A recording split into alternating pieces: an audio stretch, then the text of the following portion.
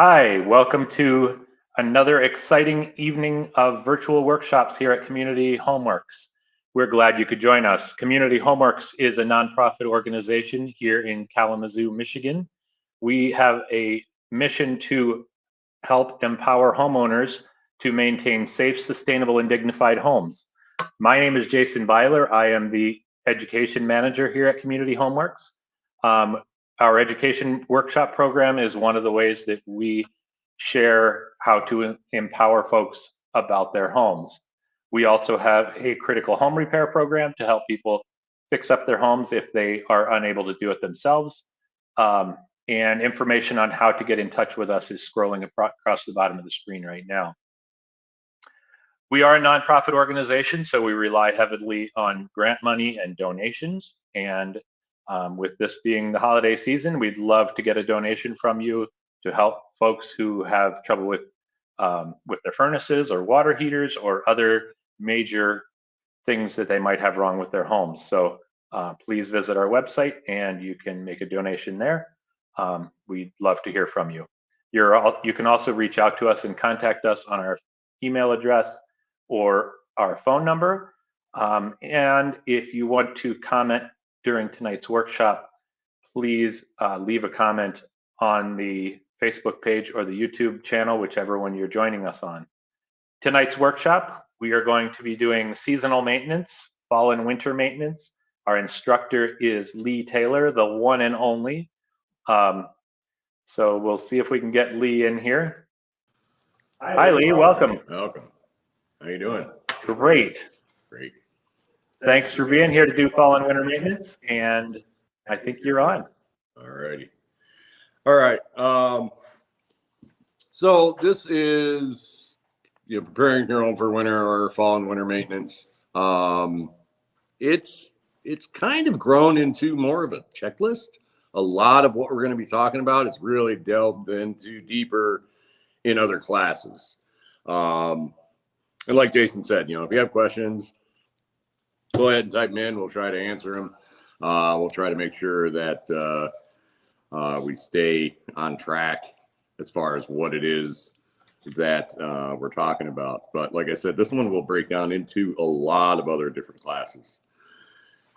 So fall and winter, start, early fall, when the leaves start falling. Ideally, you want to be cleaning those leaves up. I mean, here it's already snowing and there's still some leaves on the tree. So it just depends on where you live. The ideal thing is to be able to get that, to be able to get those leaves off that grass. If you leave the leaves laying there, it will create a mat and it could potentially kill off your grass. So like I said, get those raked up or mowed up. Mulched up is a nice way to do it. This is something we talk about much more in lawn maintenance and in a couple other classes. I personally like the mulching them. You can even do it with a non-mulching mower. Just mow them up, break them down into something about little, dime size or a little smaller, and they're fine and they'll break down over the winter. So get those leaves cleaned up. Another thing is that while you're working on getting those leaves, if you have window wells, get those window wells cleaned out. Combination of the leaves matting down and whatever else flies in there over the summer, along with potentially somewhat frozen ground, can lead to issues of drainage in those window wells. And I've seen it where you just have a mat of stuff, and you get an odd storm or something along that line. Those window wells fill up, potentially flooding into your basement. So don't forget about your window wells when you're cleaning up those leaves, and get those at least out. The other is, getting, those leaves and whatnot out of your plant beds and whatever else you have. You may have stone beds around your house. You just want to get those out. Like I said, the easiest way a lot of times is just a little rake or leaf blower or something along that line, get that stuff out. As far as pruning, so pruning is one of those things where it depends on the kind of plants you have. And we talk about this again in another class quite a bit more. But basically, understand what kind of plants you have. If you've had them for a long time, you know whether or not they like to be pruned, when they're dormant in the wintertime or something along that line, or they like to be pruned in the spring. So, and if you're not sure, let's say you planted something over the summer and you're not sure whether or not when the correct time to be able to prune that is, you can go down to your garden center and ask that question and be able to prune it at the correct time, depending on what kind of plant it is. The other is trees. So in our area, a lot of trees, especially oaks, if you're going to be pruning them or cutting off limbs or something like that, wintertime when they're absolutely dormant is the best time to do it. With us, it's oak wilt. Can be transferred back and forth to different trees if you do it when the sap is running. So with us, oak trees are one of those things that you want to do when that tree is dormant or it's very cold out. That sap's not running any longer. So if you have trees like that and you're not sure, again, you can talk to your garden centers. Find out, if you have trees, when the best time to be able to prune them, depending on what it is that you want to be able to do. As far as the lawn mowing goes, and we talk about this in lawn maintenance also, I said if you're mulching your leaves, you're mowing your yard too at the same time. Keep that grass tall. We talk about keeping that grass 2.5 to 3 inches tall during the growing season. Keep it that height for the winter time too. It's not going to hurt anything. It's actually a little healthier for the yard. You don't need to trim that down real low. You want to keep it at that same height as you've kept it during the growing season. As far as the lawnmower itself, and once you're done with it, this is kind of up to you.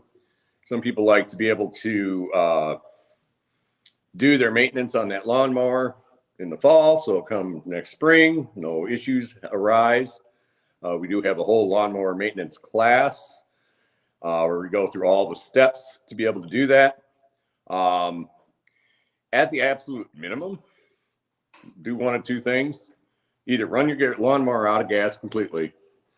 And once it dies, if you're mulching the leaves up, or once it dies, try to start it a couple more times and get that last little bit of gas out.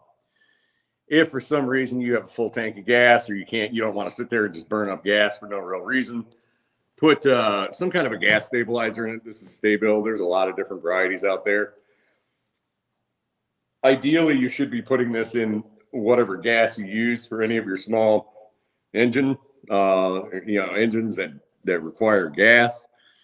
So I make it a habit to just dump that in. If you're not sure, dump a little into the gas tank, start that lawnmower up, and let it run for 5 minutes or so, just to get that additive to keep that gas fresh when it gets into the carburetor and stuff. So at the bare minimum, do that.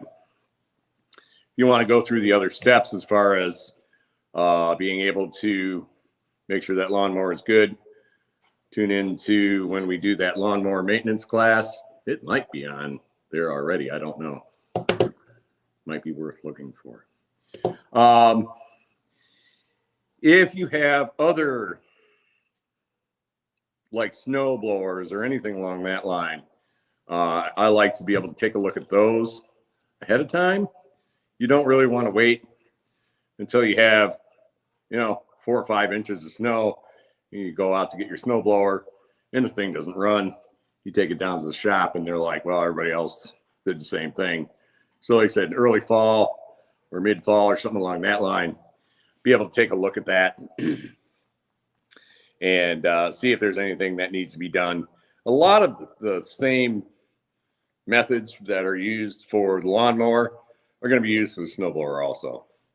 And I'm talking gas powered ones. Electric, something else, but you want to make sure that those are running so you're not out there shoveling that thing by hand.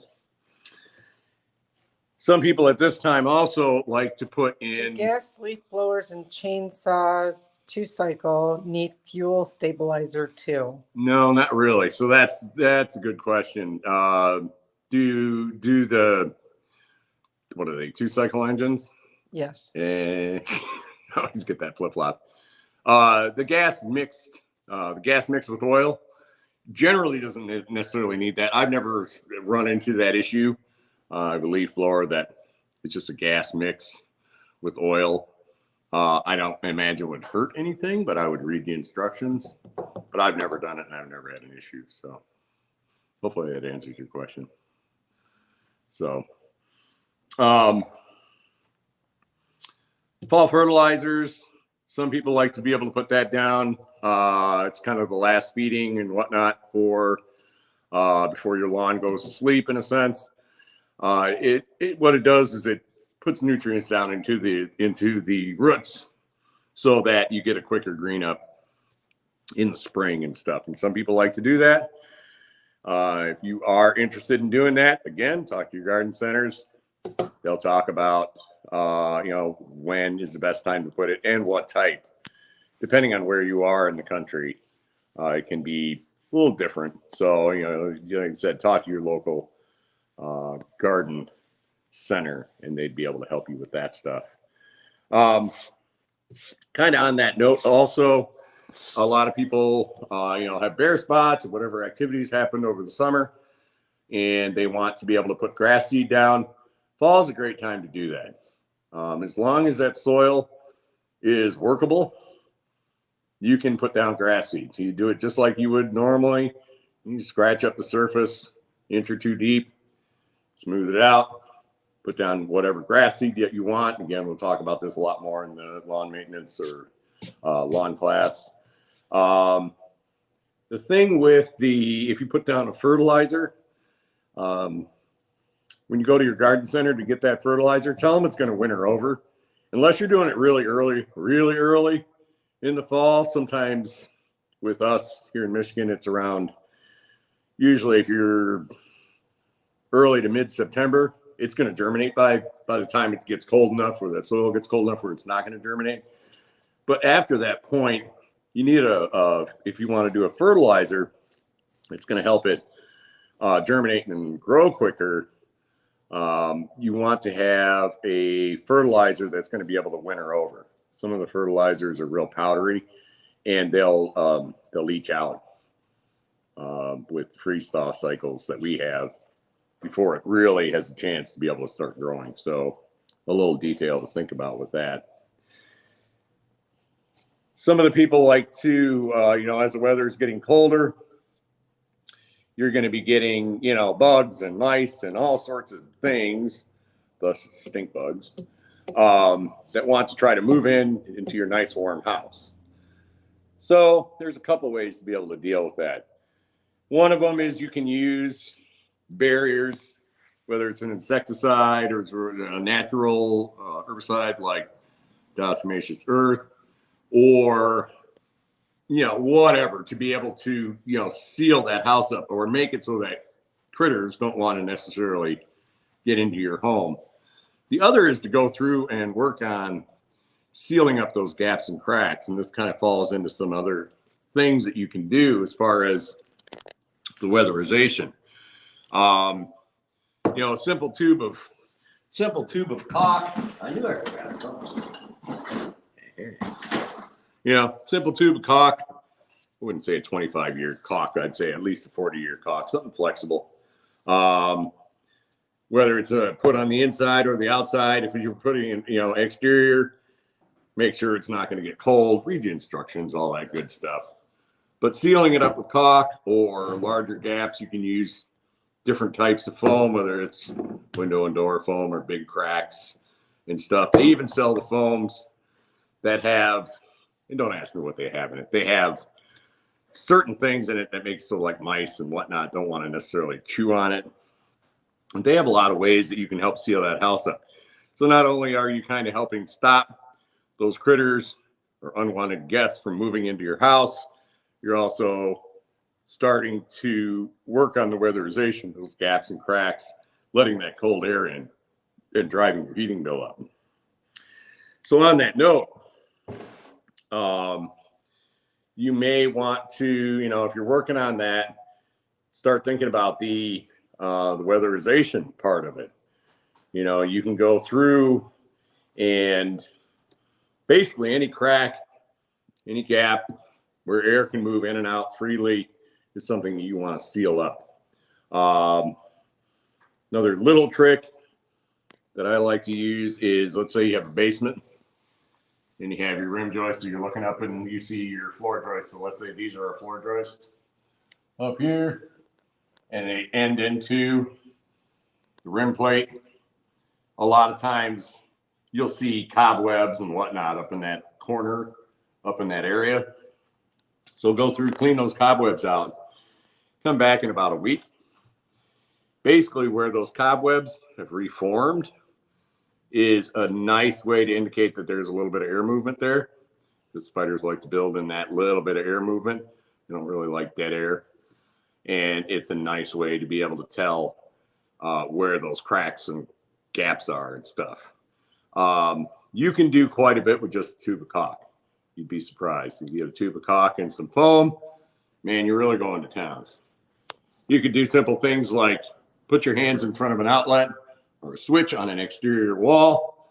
If that feels cold, the basic thing you can do is just a little foam plate, and you take off your cover plate and you put this around your outlet or around your switch, put the screw back on, and seals that up. There's more things you can do that we're going to be talking about a lot more in that in the weatherization class. But, you know, starting to seal that home up. It's that every year those prices for natural gas and everything go. So the other thing, and I jumped a little bit, sorry. The other thing you want to think about is your plants and shrubs. We talked about pruning and that sort of stuff. You want to think about if you've planted new plants, I'm talking new ones that summer or that spring, they may need protection. So this is, again, where you're talking to your garden center. Just because you bought something and it says that it's, you know, it's good and hardy down to, you know, -30 or whatever, right? The fine details sometimes are, it's that way once it's established. It takes a couple of years to get established half the time. So ask that question, man. I mean, you should be asking that when you buy it, but if you don't know, go back and say, hey, I got this plant and it says it's hardy. Is it really hardy, or do I need to protect it for the first couple of winters? And then it boils down to, you know, what kind of wind is blowing on it, all that good stuff. And again, it really sucks to lose those plants if you have a hard winter. You know, those plants are 30, 40 bucks each, and it's like, oh. So protect those plants that you put in. As far as exterior maintenance on your home, you want to make sure, and this sounds goofy and I shouldn't have to say it, but if you don't have a snow shovel, buy it before the first snow falls, because especially now, I bet you money they're stuck on some boat offshore. But you want to make sure your snow shovels are in good shape. Generally, I'm going to say if you have, you know, like concrete driveway or walkway or something along that line, you know, those plastic shovels with like a metal band on the end are really nice. They'll scrape that concrete clean and make it a little bit easier to deal with the ice and stuff. But, or just a straight metal shovel. But if you have something like a wood deck, wood steps, something like that, nothing saying you couldn't use a shovel like that, but it can really mar up a deck, especially if you're using it to kind of hack up ice and stuff. So, you know, I say if you have some kind of a wooden surface that you're routinely shoveling off over that winter time, just a straight plastic one is good. That generally, that straight plastic is not going to scratch up, mar up, tear up that new deck or that wood deck that you want to keep, or those wood steps you want to keep in good shape. Usually you have two different types of shovels, depending on what it is. We talked about other snow tools as far as the snow blowers and all those sort of things. Again, make sure those things are going in good, working and in good order to be able to do what they need to do. If you don't have salt, buy that. Now, the thing with the salt is, when we talk, well, this is a class, we talk about that a lot. The salt is one of those things that you can go out and buy a giant bag of like rock salt, and you're not going to pay that much for it.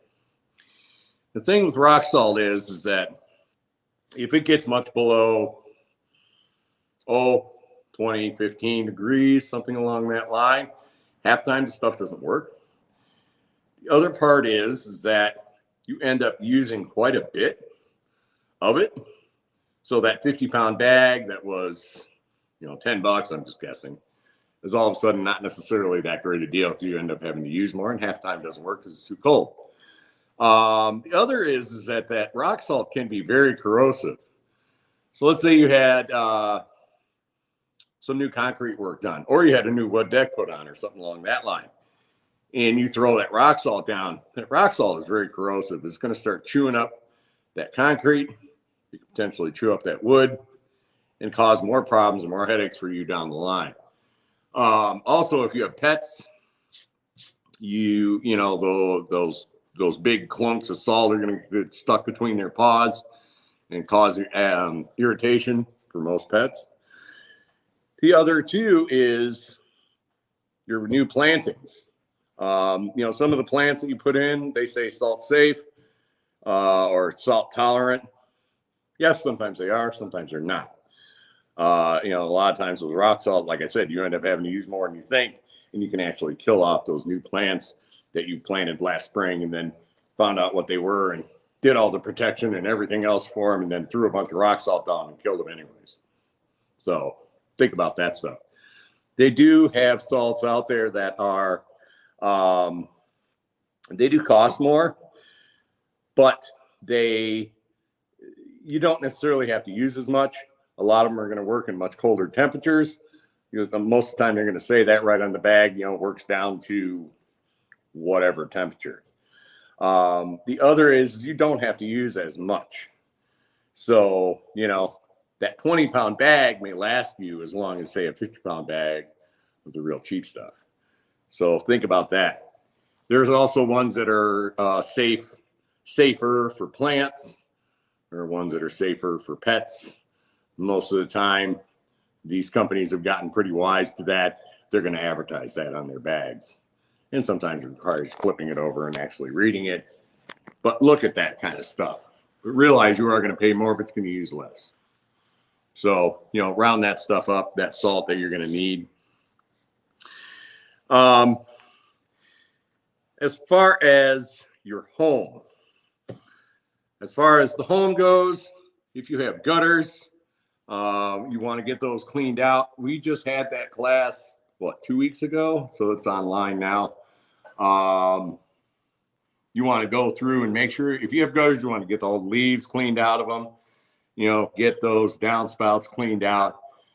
You may want to install gutter guards or something along that line. And there's a lot of ways to do it. Again, I'll just kind of touch on these. This is a wand you can extend out and hook up to your hose and be able to spray that gutter out and get that stuff out. There's scoops. There's all sorts of things. Scoopy like this. They have little plastic things that go into the downspout and make it so that sticks and whatnot don't fall in there. Or something like this that fits down in there and makes it so sticks and whatnot don't go down into the downspouts. So get those gutters cleaned out. And again, wait until all the leaves are done. And it just depends on what kind of trees you have around that area.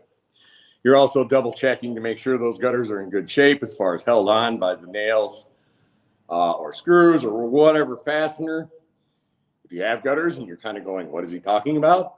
Go back and look at that class. We talk about it quite a bit in that. So if you have gutters, get them cleaned out, make sure they're in good working order. As far as the other things that you may want to do. So you have good old spigot on the outside of your house. Ideally, first thing is disconnect that hose from it. So when you disconnect that hose, I drain it out and I just curl it up, connect it back to each other. If I have a deck, I throw it underneath. As long as it doesn't have water sitting in it, it's going to be fine sitting outside, or you can put it in the shed or in the basement or in the garage or whatever. But get that hose disconnected. That is one of the leading causes, and don't ask me why. Maybe somebody out there knows. But if that hose is connected and you get a couple of really cold nights, you're really pushing your luck as far as it blowing out the pipe, the water line going into your house. And sometimes you don't realize that until it thaws out and you have this big mess. So get those hoses disconnected, get the water drained out of them, curl up, feed them back together, set them somewhere. The other thing you want to do is a couple things. So I'm going to start with the turnoffs. Don't look at my crazy turnoff, but so this is a standard turnoff valve. It may look a little different, but in line like this means that it's open, and I turn it like this, and that means it's turned off. So you may have, you're going to have this up in the ceiling or whatever. You may have this, you may have a turnoff like this. It may look a little different. It may look like a turnoff you see like underneath your sink or your toilet or something along that line. If you're not sure if you do, trace it out. So go in your basement. Then my water spigot goes out there. Oh, yep, there's the water line. Oh, yep, there's the turnoff. That turnoff may be way down the line. It just depends. But ideally, what you want to do is shut that water down to that spigot, to that outside spigot. Go back outside. And what you want to do is I open it up so that if there's any water trapped in there, it's going to leak out, and I leave it open. If you open it up and the water's still coming out, you haven't shut it off. But open it up, leave it open, and most of the time, if you're able to shut it off on the inside, you're in good shape. You may not have a turnoff, and in that case, what you're going to want to do is disconnect your hose like we talked about, and you want to use something along the line like this. So this is just a styrofoam piece, and what it does is you hook it around like this, and it fits up against your house. And this one, you pull it back and you pull a little thing. Sometimes it's a little wing nut on it. And basically that just covers it up. And what that does is it traps any heat that's coming out of your house and keeps it in here to keep this from freezing. And like I said, that is a mess. If you have a spigot that freezes up on you, you really don't want that. Some people are going to say, I have frost-proof, that sort of thing. Great. But still a good habit to do. If you're not sure what I'm talking about when I say frost-proof, is where the action happens. So this is where the turnoff is. It actually broke, but you can see this was at one time moving. So this opens or closes way into this heated space in your basement versus this one, which you may not be able to see. All this action's going on right here. So when I turn this valve is actually in here closing or opening. Those are the really bad ones because that freezes up and it's going to work its way back in, blow that pipe apart, and then it's a mess. So, But what if my pipes are made out of metal? that doesn't matter. Ice will blow those apart too. Actually, the ones that are probably a little less susceptible as far as bursting, and I'm not saying they are, would be a plastic style pipe because they have a little more flex in them, but that's no excuse not to try to shut that stuff off. And it's one of those things that, you may have gone for years without your pipes freezing, but you can just get an odd winter, how the wind blows, temperature drops, whatever, and those pipes can freeze up. So like I said, cover them up or shut them down or both if you really want to be safe about it. So I said, any outside spigots, get those squared away and try to do that before you have the first. Basically, if you're done with your hose and you're not needing it for anything, do all that stuff. As far as the hoses go, like I said, some people, this is where, I've gotten the hose and I just bound it up together once I drain the water out. Usually before that, I'm going to do a little inspection on it. This is where the lawnmower got it. Actually, my utility and I've got it, but just because the hose is nicked or something along that line doesn't necessarily mean it's wrecked. You can buy all sorts of pieces. This is a piece here that's a couple screws. And what I would do is cut this bad piece out and then fit it in and tighten these down. Or I can do a new end, a new male end, or a new female end, or whatever. All different types out there. The reason I say that is, you have time to be able to work on it inside. Two, also, a lot of times in the fall, they may be wanting to get rid of their hoses and whatnot. So they may be going on discount or something like that. So if you absolutely need a new hose, hey, great time to buy it versus the spring when everybody's thinking about it and trying to buy them. So, get those hoses squared away. Sprinklers too. A lot of times, if the just general use over the summer, kids running them, smashing them or getting hit by a lawnmower or whatever. Most of them aren't necessarily fixable, but you may be able to find them at a cheaper rate in the fall versus the spring. So we talked about sealant penetrations. We talked about that. And again, we'll get into that a lot more in the weatherization. Some of the other things you can do are you can, if you have drafty windows and that sort of thing, you may want to do something like this, window insulation kit. This is the one where you have a double stick tape and you clean off the trim around the window and cut out the plastic and put the tape on and then heat it up with a hair dryer or something like that. And it makes it so that it helps stop some of that drafting and whatnot. So there's things like that.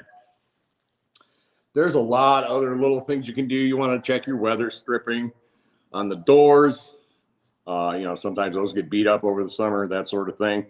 So changing out your weather stripping, around the door frame or on the bottom of the door, the sweep. You may have, if you have air conditioners like window units, that sort of thing, get those things pulled out. How many times I've seen it where, the house is cranked up to 70, 75 degrees and they got a giant window unit sitting in there with their window open. I'm like, and all it takes is to pull it out or con somebody that's stronger to be able to pull it out. So get that thing pulled out of there and put it somewhere else where you don't need it. The furnace is another one that is a real big issue. And this is one of those things that you want to have checked out. And there's a certain amount of things that you can do as a homeowner. Now, the thing with furnaces is, and we're going to have that class, in 2 weeks? And we're going to have that class in 2 weeks. We'll get into this a lot more.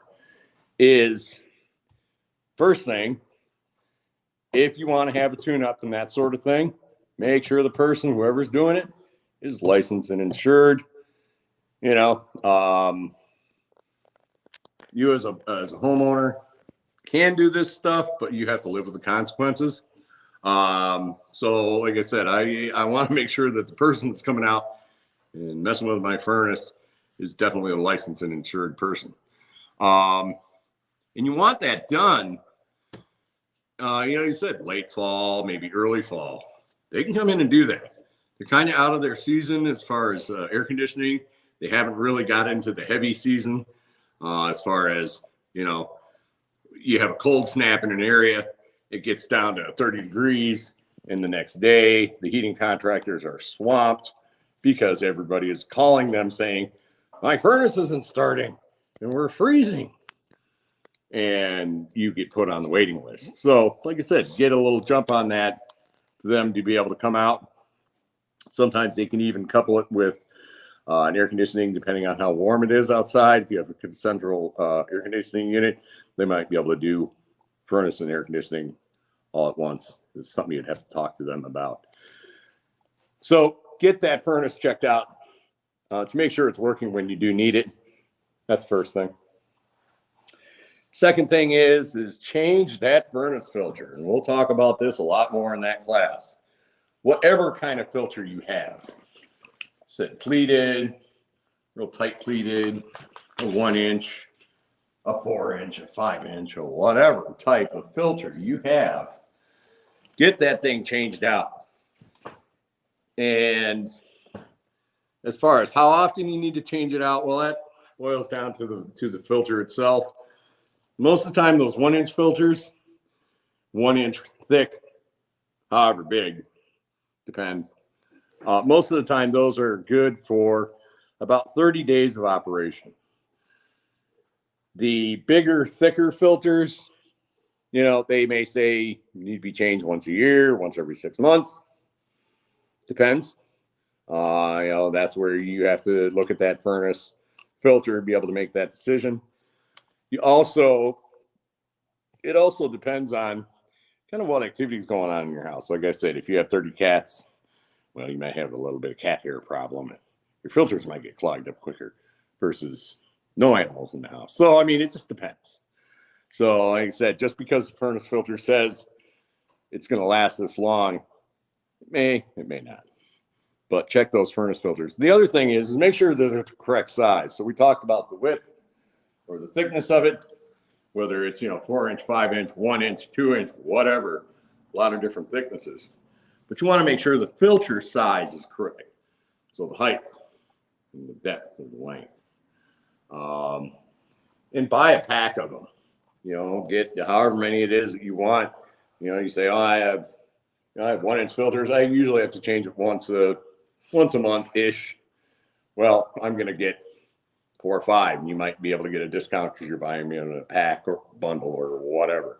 But get the correct filter and be able to make it so that you're being able to change that, not having to run off to the store to be able to buy a filter and forgetting and then forgetting and forgetting, and all of a sudden your furnace dies. The other maintenance is, you know, like I said, if you know, say your furnace, you don't, for whatever reason, you don't want to have it inspected that year, fine. That's up to you. At least turn the thing on and make sure it runs. It may be a nice warm day and you're kicking your furnace on, but again, it's going to tell you if you have issues that you be able to take care of. Even if that furnace is brand new, sometimes people are like, "Oh, my furnace is brand new. I just put it in the summer. Why do I need to have it looked at?" Well, yeah, I'd agree with you, but I'd also say there are issues sometimes that creep up and they might be under warranty. So this is something you'd have to work out with, you know, if you've had a new furnace put in over the summer or something along that line, talk to the person who installed it and talk to them about that. Say, hey, you know, what do you think about having it inspected or whatever, even if it's brand new? Some kind of go, and some say, yeah, you probably should. So and that's one of those things, you know, warranty issues and all those creep up. As far as some of the other things that you want to think about, I was talking about gutters and stuff. Ice damming is really an issue, and we can go over here. I showed this on the other class. Are we going to factory on this? Why not? So ice damming basically is this sort of little mock-up. Whether you have gutters or not, that's not important. But ice damming is basically when that snow melts and it gets to this overhang area that's cold and it freezes up. And then it freezes up every time that snow melts, and it builds up this dam of ice that runs horizontally across the overhang of your roof and then blocks that water from draining off the roof or into your gutter. That water will want to work its way underneath your shingles and work its way and drip into your house. So ice damming is one of those things. Basically, if you have icicles hanging off the side of your house, you have the potential for having ice damming. So on that note, or if you've had that issue like in past winters where you get a leak inside the house after you've had a heavier snowstorm or something along that line, it may be time to think about something like heat tape. And this is, like I said, there's all different types of heat tape. This is a preventative. It's put on to be able to give channels where that water can drain out. It won't melt the ice. It does not melt the ice. Don't think it's going to melt the ice. So this is one of those things you do on a nice fall day when it's cool, and it's usually plugged into some kind of thermostat or whatever, and it will kick on when it's cold. Now, on that note, if you do have ice damming, say you wake up, one night because there's water dripping on your head. I'm not going to say if that happened to, but I got a water stain right above my head. And I was like, oh. And I went out there and, looked up on the roof, and sure enough, there was this big old blob of ice. And I'm like, oh, and it's freezing cold. But the trick you can do is back to that salt. You can use rock salt. Rock salt, again, can be a little corrosive on shingles, so I like to use the other types of salt that are out there. But you can use, people use old socks or nylons or whatever. And imagine you have this ice dam running along, right? And it's just this big clump of ice. You fill up a tube sock or a nylon or something, tie off each end, fill it up with salt, tie off the other end, and lay that across this way. And what that's going to do is, it's something that's somewhat permeable. It's going to be able to slowly cut a channel into that ice to be able to let water. And sometimes you're going to be laying 2 or 3 across. The reason I say that is that the most destructive things you can do is to get out there with a hammer, especially if you don't really know what you're doing, and start beating on that ice. The reason is that everything becomes brittle and can be damaged much, much easier when it's cold, and your shingles are no different. I've seen people where they're out there just wailing away and beating on their roof, and then come spring, they have a whole bunch of big problems because they busted off shingles and done a whole bunch of damage and stuff. So they said ice damming, if you have that, you can lay those socks over it. If it gets to a point where it warms up, you can go back up and be able to do something like that heat tape. But again, that heat tape is not meant to be able to cut through that ice. It is a preventative. So think about that. And we talk about ice damming in quite a few other classes. We touch on it multiple times. Storm readiness. Well, and again, this is one of those things where it depends on where you live. Some people lose power all the time, and you may lose power for a week or, a couple days or whatever. Have means to be able to deal with that. It might be a generator. Generators are great as long as you understand them and you're not trying to run it inside or in an attached garage or next to an intake or something like that. So like I said, if you're going to be using a generator or you have a generator to be able to deal with those power outages, that sort of thing, make sure you read that. You don't use them inside. You don't use them in an attached garage. If you put them outside, you even have to think about, do I have a vent intake, let's say for a water heater or a furnace or something like that, where if the house is on negative pressure, it's going to be pulling that carbon monoxide into your home. And then everybody wakes up dead because they've got carbon monoxide poisoning. So like I said, generators are great. You have to treat them properly though. So understand that. If you're not sure, ask those questions. You're buying it. Some people just, I'm going to have candles and I'm going to have blankets where I can, block off a room. Fine. Like you said, whatever it is you need to be able to do to be able to make it so that you can stay in the home, your pipes don't freeze, and all that sort of stuff. Back to the weatherization. A well-insulated home and a well-sealed up home is going to make it so that you can stay there quite a bit. You can actually use a very small heater to be able to heat up a room. So there's a lot of benefits to that weatherization. But that storm readiness, have that stuff dealt with. And if you don't have means to be able to do that, sometimes that means making sure that your neighbor or, you know, relative or somebody, you know, understands that you're out of power. Sometimes, you know, people, all they have are cell phones, and they say, oh, I can't charge my phone up. Well, if you have a vehicle, you can do it in there. Some people, you know, may require going somewhere else to be able to do that. So like I said, whatever means that is, you be able to think about being ready for those winter storms. The other is good old winter fires. So it said wintertime is a great time for house fires. Lots of different things going on. You know, you get Christmas tree lights. You get all sorts of, you know, heaters, whatever. You get a lot. Blankets, electric mattress pads. Yeah, electric blankets. Oh yeah, mattress pads. All sorts of things, right?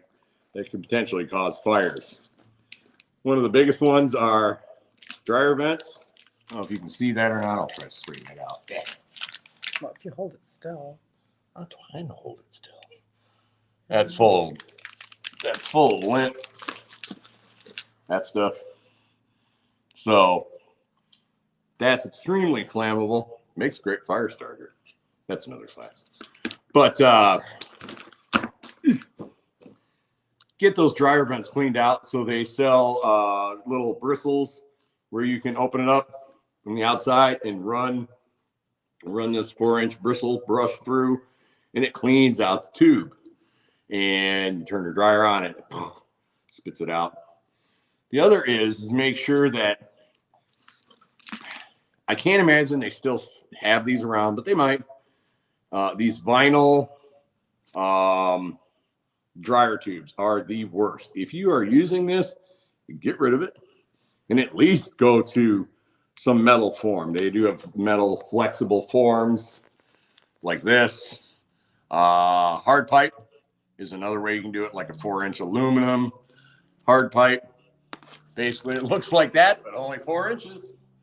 So, like I said, hard piping is absolutely the best way. This is at least better than this. This will melt, burn your house down in an instant. The other thing with the lint is a lot of people think about, I'm going to clean out my dryer vent. Cool. That's good. You may have to clean out your dryer. So sometimes on the bottom of that dryer, you can pull it off, and you can YouTube this, where you pull that off and you look on the inside and it is just covered with stuff like this. And you get a little vacuum in there and clean it out and do whatever you need to do. Especially if you have like a gas dryer where you have this flame in a tube and it's surrounded by this and you're like, So get that cleaned out. And if you don't have the means to do it, get an appliance person out there that can be able to open that up and get that cleaned out. Like I said, most of this stuff is pretty easy to do. The other is with the fires and stuff like that, is people will go out and they will buy like space heaters and stuff. And, you know, or wintertime, you may have a house where you need some kind of a space heater. Fine. I get a little nervous about the ones that are, you know, you go to the garage sale, somebody's selling a space heater, and they're like, oh, it's a tank, man. It's been running great for 25 years. Well, it probably has, but does it have those safety features? And when I'm talking about safety features, I'm talking about like a thermal switch. If that gets too hot, is it going to shut off on its own? Does it have a tip switch where if it gets tipped over, is it going to shut off? The new ones, they have those safety features built in. Some of those old ones that may still be running may or may not have those safety features. So, you know, that sort of buyer beware. If you're going to be using the space heater, you want to make sure that it has, you know, those good safety features built in. Little side note we had back when we were real young, well, a long time ago, right, hon? Speak for yourself. We had, my wife's cousin was staying with us. We're sitting in the house and we're like, what's that smell? And what she had done is thrown her blanket over a little space heater. We're in a little trailer. And we go in there and that thing's like smoldering. She had thrown this blanket over it and it didn't have a thermal switch in it. So it was just like cooking this blanket was about ready to. So, yeah, not good. So, like I said, if you're using that sort of stuff, think about the fire safeties and stuff like that. Outlets, extension cords, all sorts of things. And you said a lot of this stuff we do touch on. A lot of times people are going to be, with Christmas decorations and all that sort of stuff. You run the risk of, overloading your circuits, using bad extension cords. Some people use those really, really thin extension cords, and you get a chair or something that mashes it down and it starts to short out and causes fires and all wonderful stuff. So you got to think about all that. Keep that in mind. As far as the exterior of your home, got about 5 minutes left. So as far as the exterior of your home, we talked about the shingles and stuff being brittle. A lot of trees, actually good old trees, love to drop their limbs. With us, it's silver maples in the winter. They just drop tons of limbs. So, you may have a windstorm or something that comes up, and you should be walking around the outside of your house, taking a look, seeing if you have shingles stuck in the yard or like big limbs laying up on your roof. Because, you may have this tree limb that falls and hits the roof and damages those shingles. And you may not necessarily even see the damage. But if you see that big limb, something this big, sometimes you can even tell how high it came down.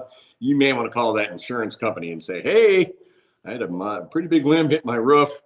And you send somebody out to be able to do an inspection on to make sure I don't have damage, that sort of thing.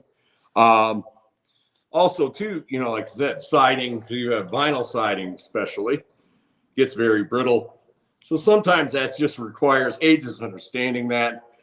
Sometimes it's, dictating where you park so the car door doesn't whack into it and crack it. Sometimes it's, just putting the garbage dumpster, somewhere else so you're not slamming it up against it. Stuff like that.